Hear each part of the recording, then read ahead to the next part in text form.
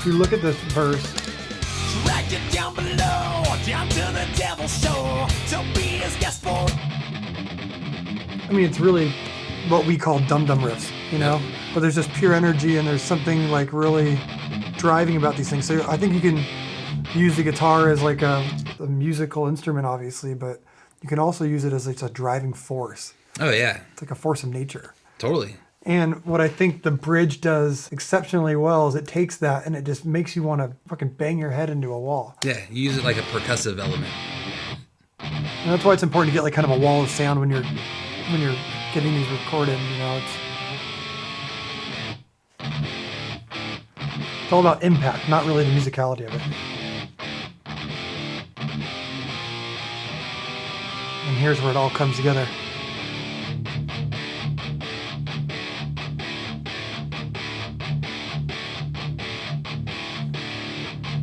Fucking rhythm guitar's favorite thing to hear, baby. Yeah.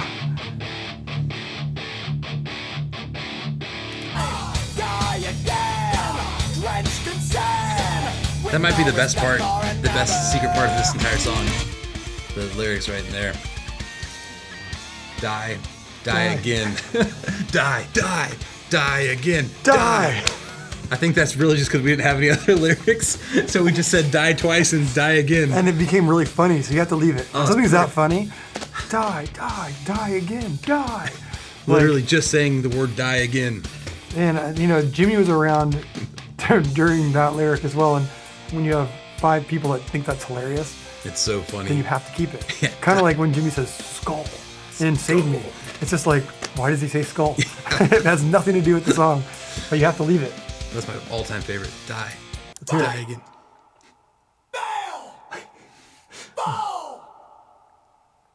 Dude, I wish the Merry Men were for that. That'd be pretty. So good. I think we tried some of you guys, dude. Die. Fight, not to fail, not to fall, or you'll end up like the others. Die again, drenched in sand. That's the fucking Easter egg of this entire album. The So true good. Easter egg. Die again. Die. Oh.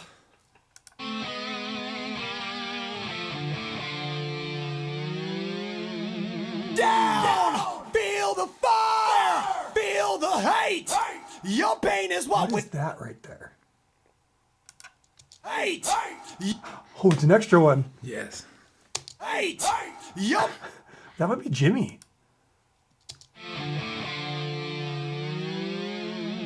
down, feel the fire, feel the hate. Your pain is what we desire. I hope that's. Hate, Oh, it's James Hetfield. hate. Yeah, dude. Oh my God. That's definitely. Why is that in there? Like it's. It might have just gotten forgotten. might have just forgot to take it out. Feel the hate. Your I don't even hear it in there, but it's a must. I think some of our best songs are like when you think of energy first, and then you just add the musicality on top of it. Like, yeah, there's a riff and there's like the power, but then there's like all these things that we did to make it more musical. But if you go music first and then try to make it heavy, it's harder.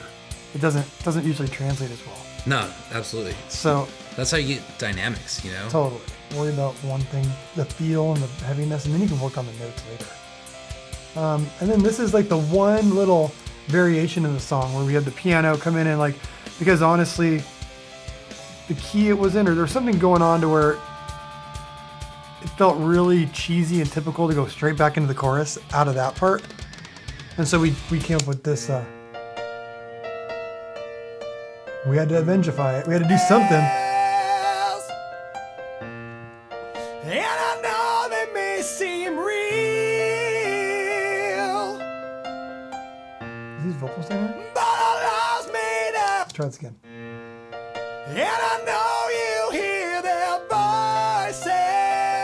Calling from above. And I know they may seem real. A little GNR-ish when you just listen to it like Yeah. that. But our lives made up of choices. Some without a peace. They took for granted your soul. And it's ours now to steal. back in. I mean, I'm really proud of this song because of the transitions and stuff. Like, I think it keeps interesting. It's not, you know, full on schizophrenic like System of a Down. The parts are longer, but I think it adds a lot of depth to it. There's a lot of cool parts, but it doesn't ever bore you. It like gets places and it does things, but it's, you know, it's all chopped up, but it's not too schizo. Yeah, it's still cohesive. It still works together. Do you want to say anything about the guitar solo? Because it's a pretty cool solo. Let's see.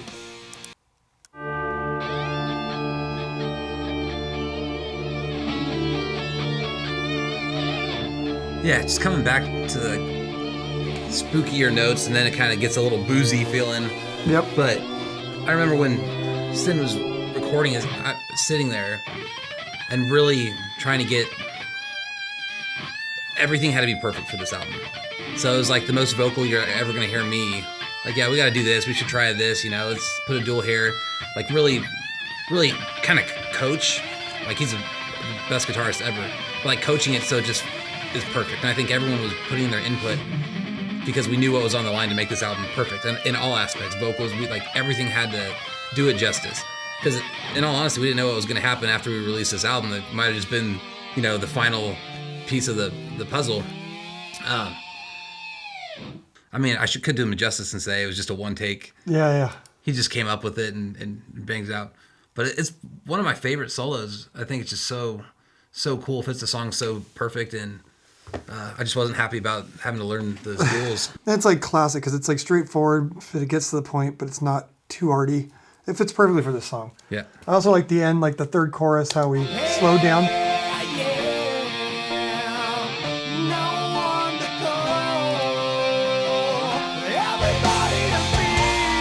The first time you hear the chorus broken down like this, you know?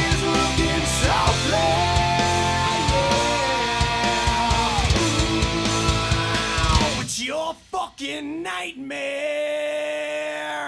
I'm so glad the label didn't make us call it "It's Your Freaking Nightmare." It's your fucking nightmare. Yeah. I'm so glad too. I think one of those, like that whole trick with changing up the chorus and the, you know, slowing stuff down or doing different tempos over your chorus, I kind of learned that from Jimmy. And the first time I heard him really execute it was like on Afterlife, where, you know, the first chorus is one type of drumming and one speed, and speed's not the right word, but one feel, and the next chorus a different feel, and he switches throughout. And so, I mean, for people that are writing songs, just stay kind of aware of that, where sometimes the chorus, it's the same melody, and if you're not changing the melody, maybe you should change, you know, just what the drums are doing or something else to make it interesting at all times, because people are going to listen to these songs for hundreds of times, and you want it to be interesting on the 100th listen. And it's all those little things that make songs great that people don't really understand. And it's also the hardest part about writing songs. I mean, try not, you know, straightforward, you have part, but like, it's all the little nuances. Like you said, there's so many different feels throughout the song, and then it's just like a triumphant ending because you go halftime on the chorus, and it's all shit that either comes to you naturally or you got to put some work into. Yeah. Yeah, totally. No, it's definitely one of those things that you have to kind of go over it and go, okay, where am I getting bored? Where does this just not do it for me? You know, and it's a process. And that's even a song like a song like this probably came easier than most because it you know, it came to us, but at the same time, so many things need to be worked out for it to work. You can't just go, I have a verse and a chorus and a bridge, but someone needs to put it all together. And Jimmy had, you know, some great transitions, and Mike executed those really well, and you need all that, or it just turns to shit. Yep. So, nightmare.